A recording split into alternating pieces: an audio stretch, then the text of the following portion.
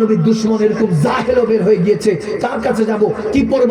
ইত্তাকিল্লাহ, যারা আল্লাহকে ভয় করে, ফাত্তাকুল্লাহ মাস্তাতাতুম, রু দিয়ে জেসম দিয়ে যারা আল্লাহকে ভয় করে তাদেরকে মুত্তাকিন বলা হয়, তাদেরকে মুমিনিন বলা হয়, তাদেরকে আউলিয়া কামিলিন বলা হয়, যাদের ক্ষেত্রে আলা ইন্না লা ইলাহা খাউফুন আলাইহিম ওয়া লাহুম ইয়াহজানুন। ওই আল্লাহ ওয়ালাদের কাছে গিয়ে জিজ্ঞেস করতে লাগলাম হুজুর গৌসুল আজম দস্তগীরের কাছে, খাজা গরিব নওয়াজের কাছে, হযরত শাহজালাল ইয়ামানি, শাফন ইয়ামানি, আবেদ শালমাদানি, জান শালমাদানি, নাসরুদ্দিন সিপাস আলা আল্লাহর ওয়ালিদের কাছে যখন জিজ্ঞেস করতে লাগলাম, শায়খ তরিকতটা আমাদেরকে পড়াতে লাগলেন, আগে কিতাব বুঝো। বললাম কিতাব তো আগে ছিলই না, কোন কিতাবের কথা বলা হচ্ছে?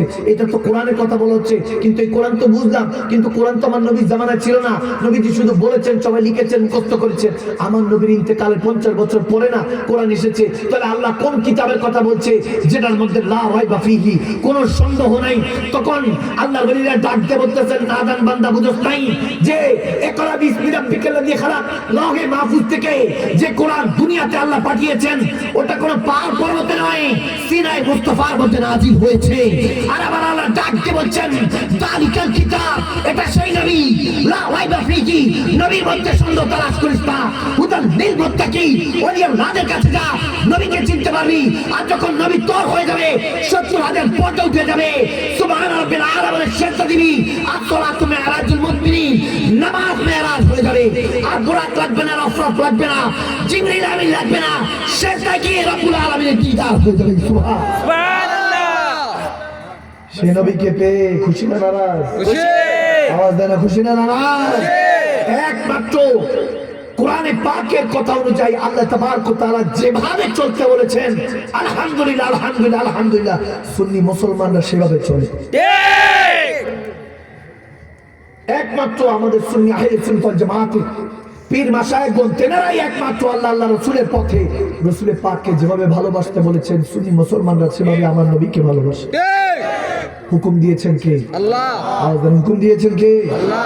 নবীজির ভালোবাসা, আহলে বায়াতের ভালোবাসা, সাহাবায়ে রাসূল, তাবিঈন সমস্ত ওলি আল্লাহ, গওস কুতুব, এমনকি নিজের মা বাবা, স্বামী স্ত্রী, ভাই বোন, যত ভালোবাসার কথা আছে, দুনিয়াদারি যত কিছু আছে, আল্লাহর ঘর থেকে, কাবাতুল্লাহ থেকে নিজের ঘর পর্যন্ত, যত আমার নবীর ঘর থেকে সমস্ত ভালোবাসা, সমস্ত দিন দুনিয়ার চলাফেরা একজনকে আমরা রাজি করার জন্য করি, তিনি কে? আল্লাহ। বাস। ঝগড়া আছে? ঝগড়া আছে? একজন জিজ্ঞেস করতে লাগলো, হুজুর শেখ আমাকে যদি বলতেন আমার নবী কিভাবে কবরে জিন্দা, স্ল্যাব আছে, ওখানের মধ্যে হাওয়া ঢুকে না, বাতাস ঢুকে না, অক্সিজেন যায় না, জিন্দা থাকার জন্য তো এগুলো প্রয়োজন। বললাম এই জিন্দিগি আর তোমার জিন্দিগি এক না, আলমে বরজখের জিন্দিগি আর কবরের আলমে বরজখ, এই জিন্দিগি আর দুনিয়ার জিন্দিগি এগুলো এক না, এগুলো বুঝতে হবে।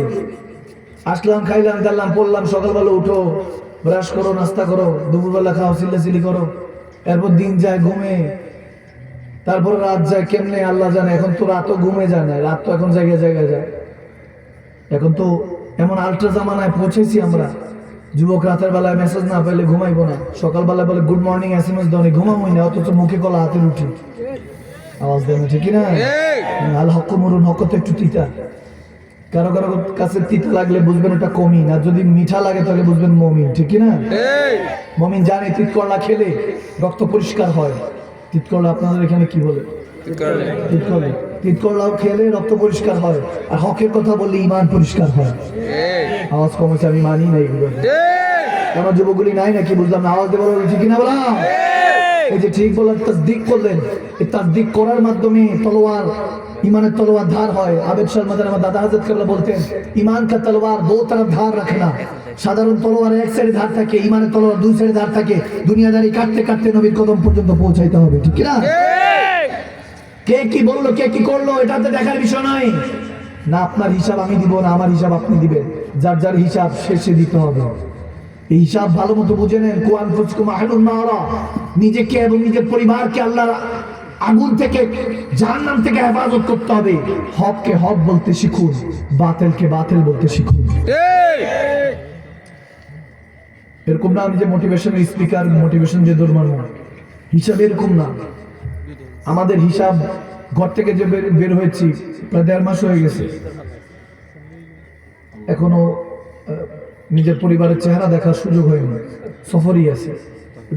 গাড়িতে আমাদের ওলামা আহলে সুন্নাতের গাড়ি ওটার মধ্যে সাওয়ারির মধ্যে আমাদের খাওয়া থাকা ওইগুলো এখানে কেন? শুধু আপনাদের বেহতরিনের জন্য, কারণ আপনারা আমার ভাই, আপনাদেরকে নিয়ে তো জান্নাতে থাকতে চায়, ঠিক না?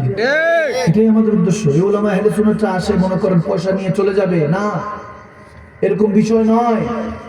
যদি পয়সায় সবকিছু হতো, যায় দেখেন 2-4টা ভাত এমনি খেতে পারি। ওনারা এমনি, আমরা যারা আছেন সবাই এমনি 2-4 ভাত আলহামদুলিল্লাহ মালিকের দয়াতে এমনি খেতে পারি। দৌড়াদৌড়ি এত খেদমত কিসের জন্য? এই জায়গাগুলিকে এখন আমরা বিনোদন বানিয়ে ফেলেছি, এন্টারটেনমেন্ট বানিয়ে ফেলেছি। এগুলো হাসির ওয়াজ লিখে সার্চ দেন সোশ্যাল মিডিয়াতে, চলে আসবে নাউজুবিল্লাহ। হাসির ওয়াজ, কিসের হাসির ওয়াজ? চোখের এক ফোঁটা পানি ফেললে এই জায়গার মধ্যে আমার এক ফোঁটা চোখের পানি দিয়ে, আমার নবী বলতেছেন বুখারী হাদিস, আমার চোখের পানি দিয়ে আমার সগীরে কবিরে গুনাহ আল্লাহ মাফ করে দেয়, ঠিক না? এই জায়গা আমরা বিনোদন বানিয়ে ফেলেছি। এগুলোকে বাঁচান, এগুলোকে হেফাজত করুন। বিনোদনের জায়গা বানাবেন না, এটাকে হেদায়েতের জায়গা রাখতে হবে, ঠিক না? আমি চেক করে তারপর মাফি নিই, বলি যে এখানে কোনো এমপি মন্ত্রী এটা সেটা বক্তব্য টক্তব্য বা আমাদের ফেস কাজে লাগায় বহুত কিছু করে, আল্লাহ মাফ করুক। এখন তো এরকম জামানা চলতেছে জোরদার মূল্যতা।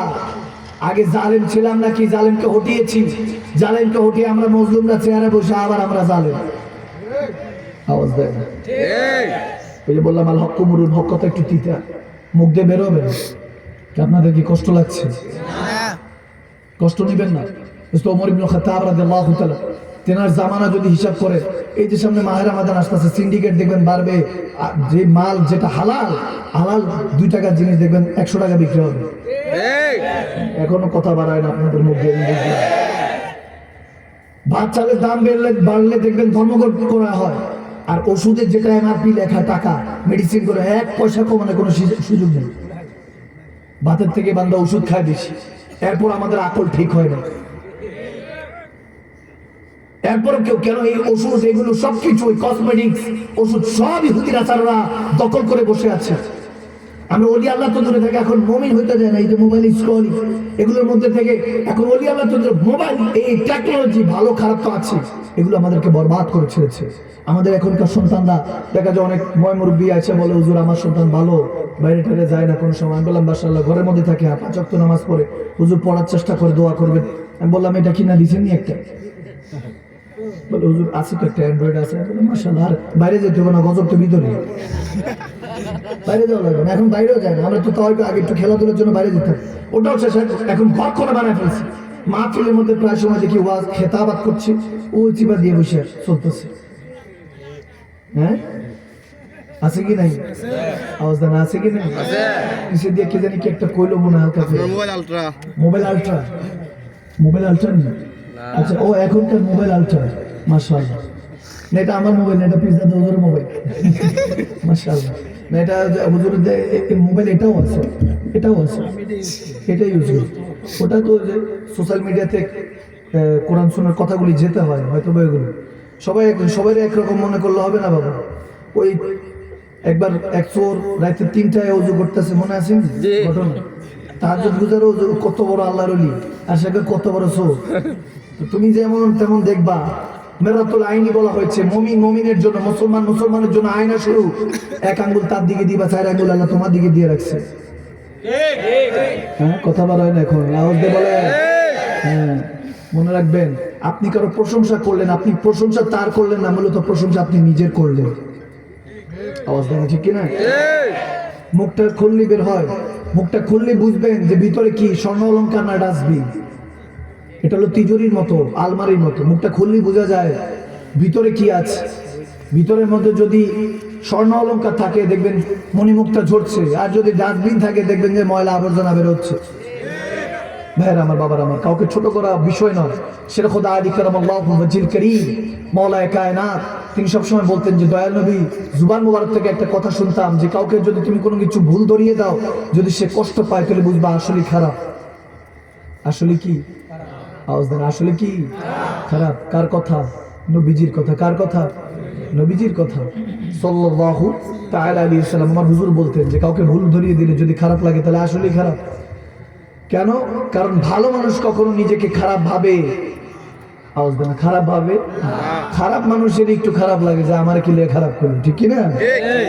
আল্লাহ আমাদের দিলকে কলবকে পাক করার তৌফিক দান করুন, আমিন বলে। কখনো তোমাকে যদি বলি হেদায়েতের আলো দিয়ে নিও কাছে তুলি, ক্ষমা করো মায়া করো, ক্ষমা করো মায়া করো হে দয়াবান, তুমি রহমান তুমি মেহেরবান, আমিন বলেন, আমিন বলেন।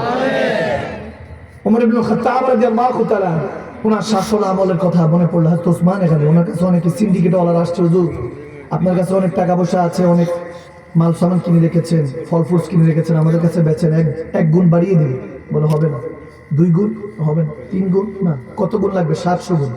সুবহানাল্লাহ, বুখারী হাদিস পড়তেছে, কয়শো গুণ বাড়িয়ে দিতে হবে? বলে এত গুণ, 1 টাকা জিনিস 700 টাকা দিয়ে কিনলে কি 800 টাকা বেশি? পাবলিকে ধরে তো আমার পিটাবো। কি বলেন?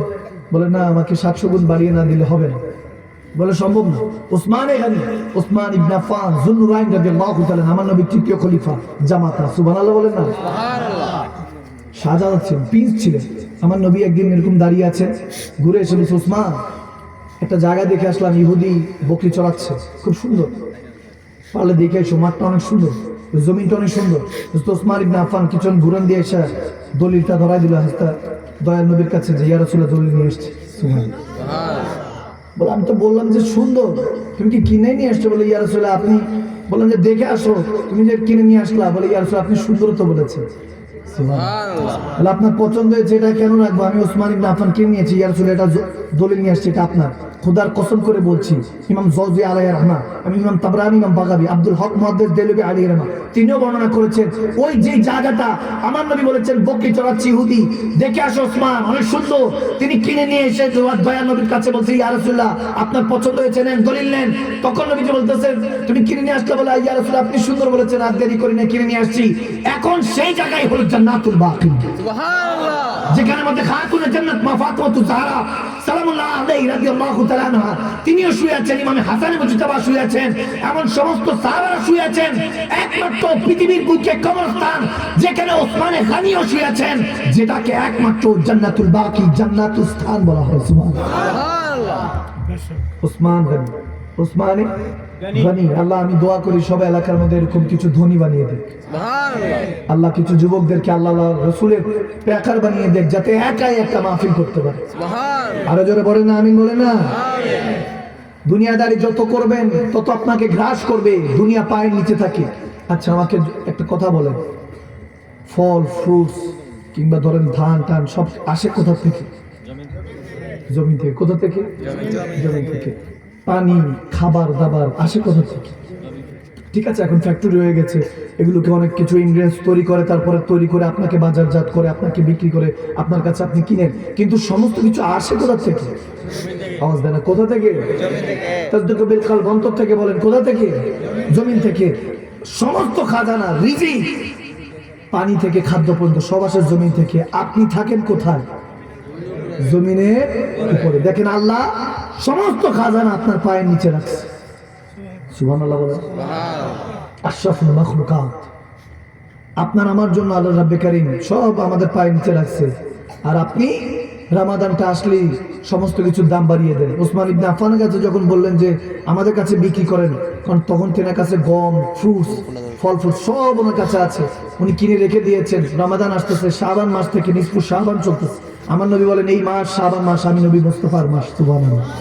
সেই মাস চলতেছে, সেই মাসের মধ্যে আমার নবী সাহাবারা সব কিনে ফেলতেন। আমরা তো রমজানের মধ্যে সব কেনাকাটা শুরু করি, আগে থেকে তেনারা কিনে কেটে ওখানের মধ্যে রেডি হয়ে থাকতেন। রমজান শুধু একমাত্র আল্লাহর জন্য খরচ করতেন। সুবহানাল্লাহ। একমাত্র রব্বে কারীমকে রাজি করার জন্য রমাদান পার করতেন, সিয়াম সাধনা করতেন। কারণ সমলি ওয়া নাজিজ বিহি, রোজাটা আল্লাহ, এটা প্রতিদান আল্লাহ নিজে দিবেন। সুবহানাল্লাহ বলেন। সুবহানাল্লাহ। যখন ওসমান ইবনে আফফান বিক্রি করলেন না, 700 গুণ বাড়ায় দিতে বললেন, বলতেছে না। পরের দিন ওমর ইবনে খাত্তাবের জামানা চলতেছে, মসজিদে নববীর সামনে সব কিছু রেখে রমাদানে সিন্ডিকেট ভাই বাবাদেরকে বলছি ভালো মতো শুনেন, সব বিছিয়ে ওমর ইবনে খাত্তাব আমিরুল মুমিনিন তখন তিনি তাকে বলতেছেন, ভাই এলান করেন রমাদান উপলক্ষে 1 দিরহামে জিনিস আধা দিরহামে বিক্রি করা হবে। আরো জোরে পড়েন না। আরে নিয়তের উপর সবকিছু। ইন্নামা আমাল বিনিয়াত, বুখারী হাদিস, প্রথম হাদিস। আমাদের সমস্ত কিছুই চলে নিয়তের উপরে।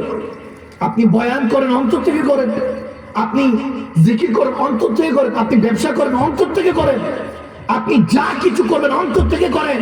খোদা কসম করে বলছে আমাদের নিয়তের উপরে সবকিছু রেখেছে, নামাজ রোজা হজ যাকাত ইবাদত বান্দেগী যা কিছু রব্বে কারীম আমাদেরকে দিয়েছেন সব নিয়তের উপরে। নিয়ত ছাড়া তো নামাজও হয় না। নিয়ত ছাড়া কি নামাজ হয় না? সমস্ত কিছু নিয়তের উপরে। আর আল্লাহ নিয়তের উপরে আল্লাহ বরকত রেখেছেন। সুবহানাল্লাহ। নিয়ত করেছেন, দেড় দিরহাম করে বিক্রি করছেন, যখন বিক্রি করতেছেন ইচ্ছা মতো এলান করা হচ্ছে, যাও যার কাছে টাকা আছে নিয়ে যাও, যার কাছে নাই সেও নিয়ে যাও। আরো জোরে পড়েন না সুবহানাল্লাহ। ওসমানে গানির কাছে সবাই বলতো আপনি যে এত ধনী, এত টাকা, আরবের মধ্যে 10 জন রিচেস্ট পার্সনের মধ্যে তিনি একজন, এত টাকা। হযরত ওসমানে গানির ইন্তেকালের পরে অথচ ওনার কাছে পাওয়া গেছে হযরত আব্দুর রহমান বিন আউফ রাদিয়াল্লাহু তাআলা, তিনি ৪র্থতম খলিফা হওয়ার কথা। ওসমানে গানির কাছে জিজ্ঞেস করার পরে যে আপনি নেক্সট ক্যান্ডিডেট কাকে খলিফা দিতে চান, বলে আব্দুর রহমান বিন আউফ। তেনার ঘর থেকে যখন ইন্তেকাল করছেন 4 মাস কিংবা 4 বছর ধরে শুধু স্বর্ণই বের করছে। কত টাকা! আব্দুর রহমান বিন আউফ আশারায়ে মুবাশশারার কথা বলছি, যিনি 10 জন সাহাবাদের একজন জান্নাতের সুসংবাদ প্রাপ্ত। সুবহানাল্লাহ পড়েন না? তেনার ইন্তেকালের 4 মাস পর কিংবা মতান্তরে 4 বছর পর পর্যন্ত ঘর থেকে শুধু স্বর্ণই বের করছে। কত টাকা দিছে আল্লাহ! সুবহানাল্লাহ। তাহলে হালাল পথে টাকা ইনকাম করা যায় আছে কি নাই? আজ মনে না যায় আছে কি নাই? আমরা এখন উল্টা। আমার কথা বলছি, আমার মতো মৌলবীরা কোন ব্যবসায়ী যদি দেখে খুব সুন্দর রিচেস্ট ডুপ্লেক্স ট্রিপ্লেক্স, বুঝছি না কেমনে টাকা কামাইছে, আমাদের চিন্তাই খারাপ। আর যদি কোন রকম ওই পাশে আপনাদের তবকা থেকে কেউ যদি দেখে হুজুর গাড়িতে আসছে, গাড়ি করতে আসলো, হুজুর মানুষ গাড়ি করতে আসলো। আজ থেকে 10 বছর আগে টিভি যদি কোনো হুজুরের বাড়িতে থাকে, এখন পকেটে পকেটে মোবাইল, আর কোনো কিছু নাই, আস্তাগফিরুল্লাহ নাই, আওয়াজ দেন, ঠিকই না? আজ থেকে 600 বছর আগে কিংবা মতান্তরে 300 বছর আগে যখন প্রেস মেশিন আবিষ্কার হয়েছে, তখন কিছু আমাদের মতো জাহেল মূর্খ মোল্লারা, আমার কথা বলছি, এরকম কিছু মোল্লারা ফতোয়া দেওয়া লাগলো যে টাইপ মেশিন জায়েজ নেই। এর মধ্যে ইহুদিরা বই সাহিত্য, Laila Juliet, Laila Majnu, Romeo Juliet যত আছে দুনিয়াদারি লেখা ভরায় বান্দার কাছে সংস্কৃতি পৌঁছায় দিছে। এরপরে 100 বছর পরে আচ্ছা ঠিক আছে টাইপ মেশিন জায়েজ আছে, প্রিন্টিং মেশিন জায়েজ আছে, এরকম অবস্থা। ঠিক আছে, অথচ ওই প্রিন্টিং মেশিন একজন মুসলমান আবিষ্কার করেছে। সুবহানাল্লাহ বলেন। ওনার নাম হলো ইবনুল ফারাদ ফারিবি তুরাব রাহমাতুল্লাহ। তিনি প্রিন্টিং মেশিন আবিষ্কার করেছেন। মতান্তর আর কি, আরেকটা নামও হতে পারে, আরেকটা নাম আমার ওই মুহূর্তে মনে হচ্ছে, কিন্তু ওই যে ফারাগ ইবনে তুরাব ওনার নামটা আমার মনে আছে, জুনি সহ আরো 2 জন মিলে এই প্রিন্টিং মেশিন মুসলমান আবিষ্কার করেছেন। যেটা যে এখন তখন তো হাতে লিখতে হতো, হাতে লিখলে পানি পড়লে নষ্ট হয়ে যেত, কিন্তু প্রিন্টিং মেশিন যেটা আবিষ্কার হচ্ছে ওটা পানি পড়লে নষ্ট হয় না। ওটার পরে আমাদের মতো কিছু না না না এটা কোরআন হাদিসে না, এটা ব্যবহার করা যাবে না, না যায় হারাম, ফতুয়া দিয়ে শেষ। আমরা সব সময় আমাদের নিজেদের আবিষ্কৃত সমস্ত কিছু এগুলোকে আমরা যখন আলাদা করে দিলাম, ফ্রিকোয়েন্সি, এই যে মোবাইলে কথা বলে ফ্রিকোয়েন্সি একজন মুসলমান আবিষ্কার করেছে। মেডিকেল শাস্ত্র, এই যে যত আমরা এখন চিকিৎসা বিদ্যা ফ্রিতে ইবনে আরবি, ইবনে ফারাবি, ইবনে সিনা ওনারা আবিষ্কার করেছে। ওনারা আবিষ্কার করে মেডিসিন শাস্ত্রটা আমাদেরকে কাছে দিয়েছে। পরে এটা যখন আমরা মানি নেই তখন এটা ইহুদি নাসারা নিয়ে নিজেদের লিখে দিয়েছে যে তারা আবিষ্কার করছে। এখন হাজার চেষ্টা করলে আপনি বুঝতে পারবেন না মুসলমানের, যেটা আমরাই এগুলো কোরআন সুন্নাহ দেখে আবিষ্কার করেছি। আলহামদুলিল্লাহ বলেন না? দুঃখজনক হলো আমরা এগুলো থেকে হাজার কোন সমাজ দূরে, তারা এই জন্য এত চাঁদ গ্রহ নক্ষত্র পর্যন্ত পৌঁছাইছে। আমাদের কোরআন অ্যানালিসিস করে তারা এই প্লেন আবিষ্কার করছে, রকেট আবিষ্কার করেছে। এগুলো শুরুয়াত আমাদের করা ছিল, কিন্তু আমাদের ওই যারা প্রকৃত পক্ষে যারা এলেমে দ্বীনে হাসিল করেছে, যাদেরকে উলিল আমর মিনকুম বলা হয়েছে, যে ওনাদের কাছ থেকে গিয়ে দ্বীন শিক্ষা করো, এটাকে ফিক বলা হয়, ফিকা বলা হয়। মাসলা মাসাইল ওনাদের থেকে শিখো।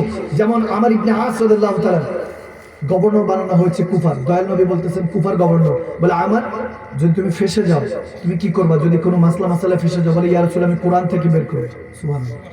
বলে কোরআনে যদি তুমি না পাও, কোরআনে যদি না পাও, নাউজুবিল্লাহ বলেন, কোরআনে আছে, আমি আপনারা কথা খেয়াল করছেন, ভালো মতো খেয়াল করেন, নবীজি বলেছেন তুমি যদি না পাও, এখানে কিন্তু কোরআনে আছে, কিন্তু তুমি যদি না পাও তাহলে ইয়া রাসূলুল্লাহ তাআলা হাদিসে দেখবে। সুবহানাল্লাহ। বলে হাদিসে যদি না পাও, অর্থাৎ হাদিস তো আছে, কিন্তু তুমি যদি না পাও বলে ইয়া রাসূলুল্লাহ, তাহলে দোনোটাকে সামনে রেখে তারপর নিজের একটা রায় দিলেন। দয়াল নবী তেনার বুখারী হাদিস, বুকের মধ্যে হাত দিয়ে বলতেছে, আল্লাহ তোমার ইলমে বরকত দান করুন। ওখান থেকে ফিকা আসছে। মুফতি সাহেব, আপনি যে নবীকে ইলিটেড নাউজুবিল্লাহ মূর্খ বলছেন, যে নবীর হাদিস পড়ে আপনি মুফতি হয়েছেন, সেই নবী নাকি মূর্খ? নাউজুবিল্লাহ।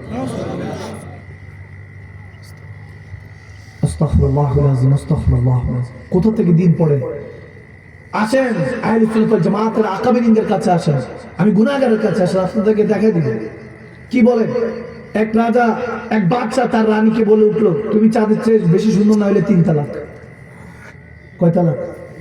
হুজুরা জানেন যে তালাকের মাসলা বড় কঠিন। আমার দাদা হযরত কাবলা তালাকের মাসলা নিয়ে আসলো, ওনার সিয়াসিটা মুখস্থ ছিল। আবেদ সাহেব বলেন নারে তাকবীর, আল্লাহ, নারে রিসালাত, ইয়া রাসূলুল্লাহ, নারে গাউসিয়া, ইয়া রাসূলুল্লাহ, আহলে সুন্নাত জিন্দাবাদ, আওলাদ রাসূল মখদুম শাহ জিন্দাবাদ, জিন্দাবাদ, আওলাদ রাসূল মখদুম শাহ জিন্দাবাদ, জিন্দাবাদ।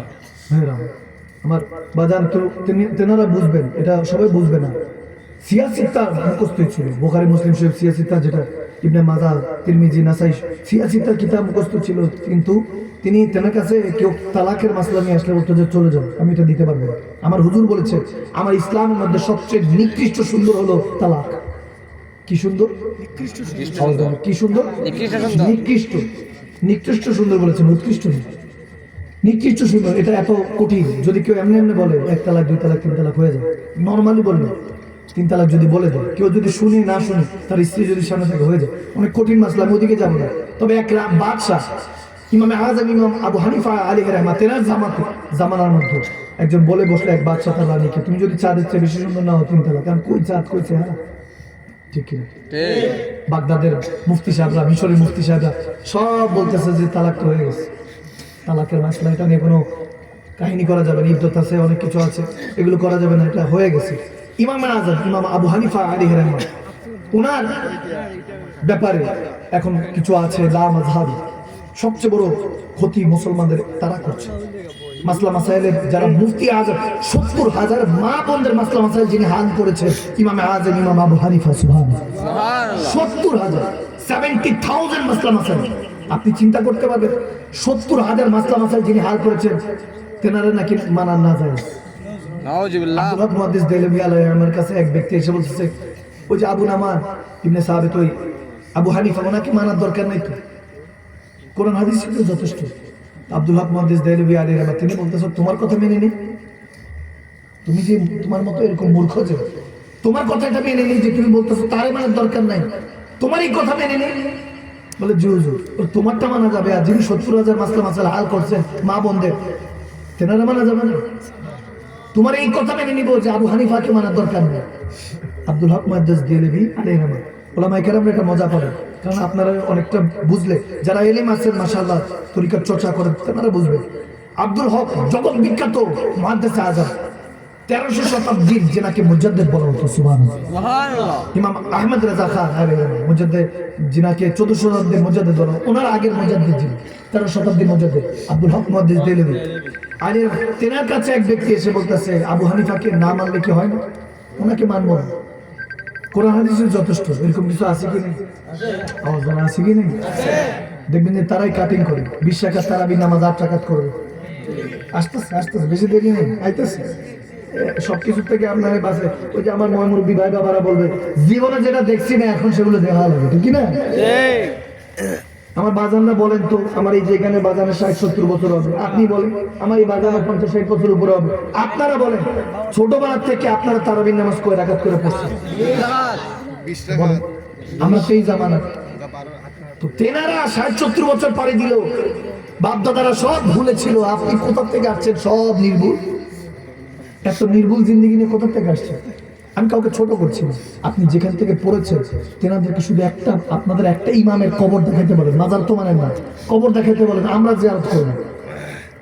আপনাদের একটা ইমামের কবরটা খান, দেখাতে পারবেন না। আমি আমার শায়খে তরিকত থেকে, শাহজালি আমারি থেকে দয়াল নবী রওজা পর্যন্ত সমস্ত ইমামদের, আমরা সুন্নি জামাতের সমস্ত আলেমরা মাজারও দেখাতে পারবো, কবরও দেখাতে পারবো।